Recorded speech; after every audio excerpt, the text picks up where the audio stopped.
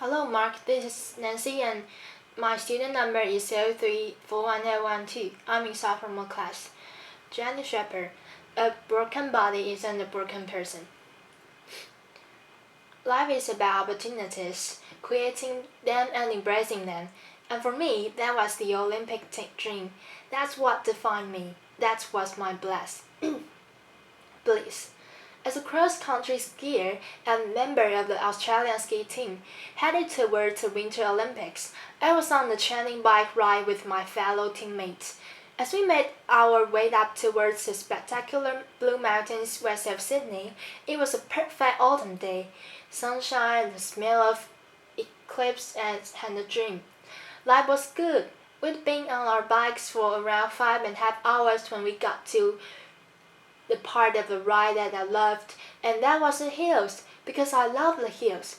And I got up over the seat of my bike, and I started pumping my legs, and as I sat in the cold mountain air, I could feel it burning my lungs, and I looked up to see the sun shining in my face.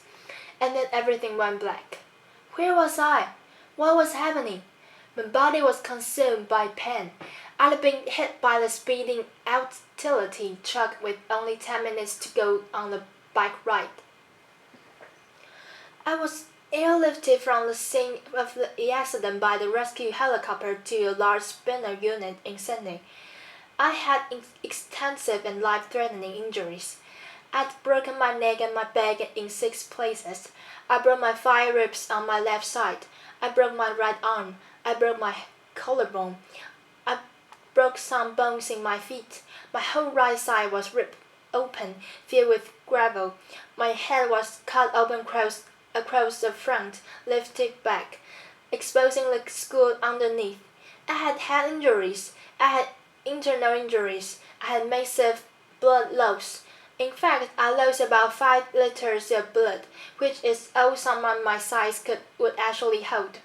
By the time the helicopter arrived at Prince Henry Hospital in Sydney, my blood pressure was 40 over nothing.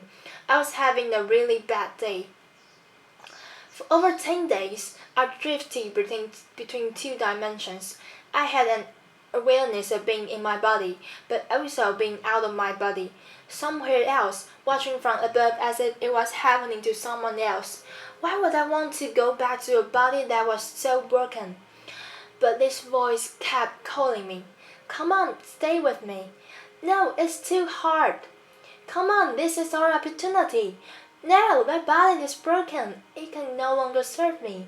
Come on, stay with me. We can do it. We can do it together. I was at a crossroads. I knew if I didn't return to my body, I'd have to live this world forever. It was the fight of my life. After 10 days, I made the decision to return to my body, and the internal bleeding stopped. The next concern was whether I would walk again, because I was paralyzed from the waist down. Let's say to my parents the neck break was a stable fracture, but the back was completely crushed. The vertebra at L1 was like you'd drop a peanut, step on it, smash it in thousands of pieces. They'd have to operate. They went in, they put me on the beanbag, they cut me, literally cut me in half. I have a scar that wraps around my entire body. They picked as much broken bone as they could that had lodged in my spinal cord. They took out 2 of my broken ribs and they rebuilt my back, L1. They rebuilt it. They took out another broken rib. They fused T1 2, L1 and L2 together. Then they stitched me up. They took an entire hour to stitch me up. I woke up in intensive care, and the doctors were really excited that the operation had been a success because at that stage I had a little bit of movement in one of my big toes. And I thought, great, because I'm going to the Olympics. I had no idea. That's the sort of thing that happens to someone else, not me, surely. But then the doctor came over to me and she said, Jenny, the operation was a success, and we picked as much bone out of your spinal cord as we could. But the damage is permanent. The central nervous system nerves, and there is no cure. You're what we call the partial paraplegic, and you have all of the injuries that go along with that. You have no feelings from the wrist down, and at most you might get 10 or 20% return.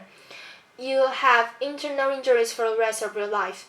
You have to use a catheter for the rest of your life. And if you walk again, it will be with calipers, and a walking frame. And then she said, Jenny, you have to rethink everything you do in your life because you are never going to be able to do the things you did before. I tried to grasp what she was saying. I was an athlete. That's all I knew. That's all I'd done. And I couldn't do that. Then what could I do? And the question I asked myself is, if I couldn't do that, then who was I? They moved me from intensive care to acute spinal. I was lying on the thin, hard spinal bed. I had no movement in my legs. I had tied stockings on to protect from blood clots. I had one arm in plaster, one arm tied down my drips. I had a neck brace and sandbags on either side of my head, and I saw my world through a mirror that was suspended above my head. I shared the world with 5 other people, and the amazing thing is that because we were all lying paralyzed in the spinal world, we didn't know what each other looked like. How amazing is that? How often in life do you get to make friendships judgment-free, purely based on spirit? And there were no superficial conversations as we shared our innermost thoughts, our fears, and our hopes for life after the spinal world. I remember one night, one of the nurses came in, Joanne, with the whole lot of plastic straws. We put a pile on top of each of us, and he said, start threatening them together. Well, there wasn't much else to do in the spinal world, so we did. And when we finished, he went around silently and he joined all of the straws up till they looped around the whole world. And then he said, okay, everybody, hold on to your straws.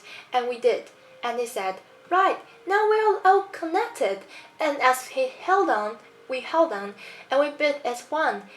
We knew we weren't on this journey alone, and even lying paralyzed in that spinal world, there were moments of incredible depth and richness, of authenticity and connection that I had never experienced before, and each of us knew that when we left the spinal world, we would never be the same. After 6 months, it was time to go home. I remember Dad pushing me outside of my wheelchair, wrapped in a plaster body cast, and feeling the sun on my face for the first time. I soaked it up and I thought, how could I ever have taken this for granted? I feel so incredibly grateful for my life. But before I left the hospital, the head nurse had said to me, Jenny, I want you to be ready because when you get home, something's going to happen. And I said, what? And she said, you're going to get depressed. And I said, not me, not Jenny the machine, which was my nickname. She said, you are because, see, it happens to everyone. In the spinal world, that's normal. You are in a wheelchair, that's normal. But you're going to get home and realize how different life is. And I got home and something happened. I realized Sister Sam was right. I did get depressed. I was in my wheelchair. I had no feeling from the wrist down, attached to the catheter bottle. I couldn't walk. I'd lost so much weight in the hospital. I now weigh about 80 pounds. And I wanted to give up. And I wanted to do was put my running shoes on and run out the door. I wanted my old life back. I wanted my body back. And I can remember Mom sitting on the end of my bed and saying, I wonder if life will ever be good again. And I thought, how could it? Because I've lost everything that I value. Everything that I'd worked towards, gone. And the question I asked was, why me? Why me? And then I remember my friends that were still in the spinner world, particularly Maria. Maria was in a car accident, and she woke up on her 16th birthday to the news that she was a completely paraplegic, had no movement from the neck down, and damage to her vocal cords, and she couldn't talk. They told me, we're going to move you next to her because we think it will be good for her. I was worried. I didn't know how I'd react to being next to her. I knew it would be challenging, but it was actually a blessing. Because Maria was always smiled. She was always happy, and even when she began to talk again, albeit difficult to understand. And she never complained, not once, and I wondered how had she ever found that level of acceptance. And I realized that this wasn't just my life. It was life except I realized that it wasn't just my pain. It was everybody's pain. And then I knew, just like before, that I had a choice. I could keep fighting this, or I could let go and accept not only my body but the circumstances of my life. And then I stopped asking, why me? And I started to ask, why not me? And then I thought to myself, maybe being at rock bottom is actually the perfect place to start. I had never before thought to myself as a creative person. I was an athlete, my body was a machine, but now I was about to embark on the most creative project that any of us could ever do, that of rebuilding a life. And even though I had absolutely no idea what I was going to do, in that uncertainty came in a sense of freedom. I was no longer tied to a set path. I was free to explore life's infinite possibilities, and the realization was about to change my life. Sitting at home in my wheelchair and my plaster body cast, an airplane flew overhead, and I looked up and I thought to myself, that's it! If I can't walk, then I might as well fly. I said, Mom, I'm going to learn how to fly. She said, that's nice, dear. I said, pass me the yellow pages. She passed me the phone book. I read about the flying school and I made a booking, said I'd like to make a booking to come out for the flight. They said, you know, when do you want to come out? I said, well, I have to get a friend to drive me out because I can't drive. Sort of can't walk either. Is that a problem? I made a booking. And weeks later, my friend Chris and my mom drove me out to the airport. 80 pounds of me covered in a plaster body cast in a baggy pair of overalls. I can tell you, I did not look like the ideal candidate to get a flight license. I'm holding on to the counter because I can't stand. I said, hi, I'm here for a flying lesson. And they took one look and ran out the bag to draw straws. You get her. No, you take her. Finally, this guy comes out. He goes, hi, I'm Andrew, and I'm going to take you flying. I go, great. And so they drive me down. They get me out on the tarmac, and there was this red, white, and blue airplane. It was beautiful. They lifted me into the cockpit. They had to slide me up on the wing, put me in the cockpit. They set me down. There was buttons and dials everywhere. I'm going, wow, how did you ever know that? Oh, these buttons and dials too. And the instructor get in the front, started the airplane up. He said, would you like to have a go at taxiing? That's when you use your feet to control the rudder pedals to control the airplane on the ground. I said, no, I can't use my legs. He went, oh, I said, but I can use my hands. And he said, okay. So he got over to the runway and he applied the power. And as we took off down the runway and the wheels lifted up off the tarmac and we became airborne, I had the most incredible sense of freedom. And Andrew said to me as we got over the training area, you see that mountain over there? And I said, yeah. And he said, well, you take the controls and you fly towards that mountain. And as I looked up, I realized that he was pointing towards the blue mountains where the journey had begun. And I took the controls.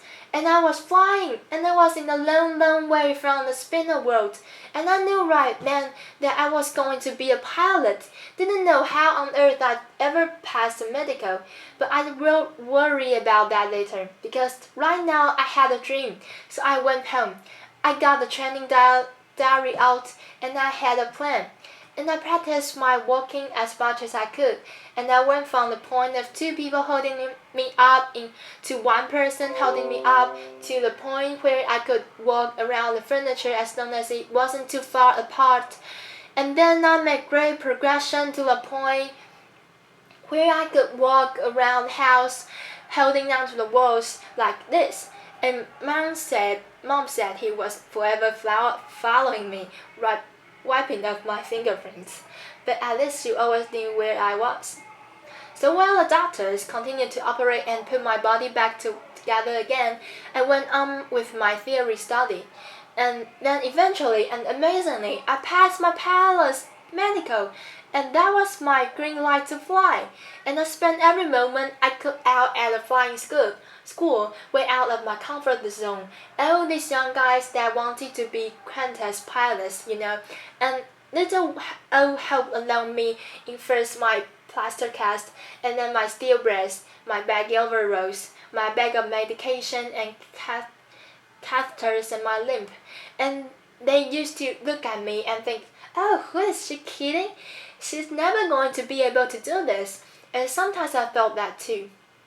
But that didn't matter, because now there was something inside that burned that far outweighed my injuries. And little goals kept me going along the way, and eventually I got my private pilot's license, and then I learned to navigate, and I flew my friends around Australia, and then I learned to fly an airplane with 2 engines, and I got my twin engine rating, and then I learned to fly in bad weather as well as fine weather, and got my instrument rating, and then I got my commercial pilot's license, and then I got my instructor rating, and then I found myself back at that same school where I'd gone for that very first flight, teaching other people how to fly, just under 18 months after I'd left the spinner world. And then I thought, why stop there? Why not learn to fly upside down? And I did, and I learned to fly upside down and became an aerobatics flying instructor. And Mom and Dad never been up. But then I knew for certain that although my body might be limited, it was my spirit that was unstoppable. The philosopher Lao Tzu once said, when you let go of what you are, you become what you might be. I now know that it wasn't until I let go of who I thought I was that I was able to create a completely new life. It wasn't until I let go of the life I felt I should have that I was able to embrace the life that was waiting for me. I now knew that my real strength never came from my body. And although my physical capabilities have changed dramatically, who I am is unchanged. The pilot light inside of me was still the light, just as it is in each and every one of us. I know that I am not my body, and I also know that you are not yours. And then it no longer matters what you look like, where you come from, or what you do for a living. All that matters is that we continue to fan the flame of humanity by living our lives as the ultimate creative expression of who we really are, because we are all connected by millions and millions of straws, and it's time to join those and to hold hand on and if we are to move towards our collective bliss, it's time we shift our focus on the physical and instead embrace the virtues of the heart. So raise your straws if you join me. Thank you. Thank you.